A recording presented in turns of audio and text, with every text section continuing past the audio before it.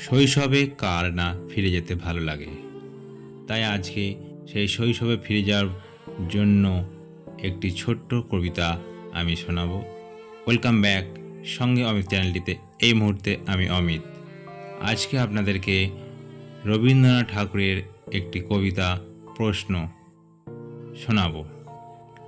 তাহলে শুরু করছি। প্রশ্ন। রবীন্দ্রনাথ ঠাকুর।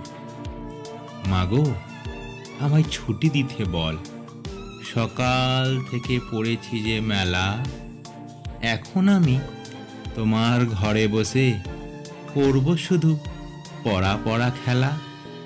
তুমি বলছো দুপুর এখন সবে, না হয় যেন সত্যি হলো তাই।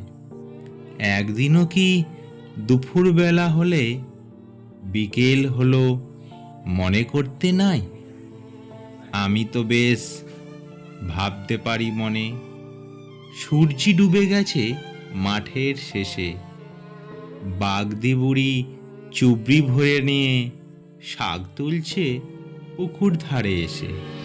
আধার হলো মাদার গাছের তলা, কালি হয়ে এলো দিঘির জল।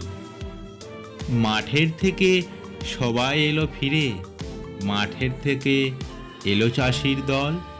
মনে কর না উঠল সাঁঝের তারা, মনে কর না সন্ধে হলো যেন। রাতের বেলা দুপুর যদি হয়, দুপুর বেলা রাত হবে না কেন? নমস্কার, কবিতাটি এখানেই শেষ করলাম। যদি আপনাদের কবিতাটি ভালো লাগে তাহলে লাইক, কমেন্ট, সাবস্ক্রাইব করো। আর যদি আরও কিছু কবিতা শুনতে চান তাহলে আমাকে কমেন্ট করে জানাবেন।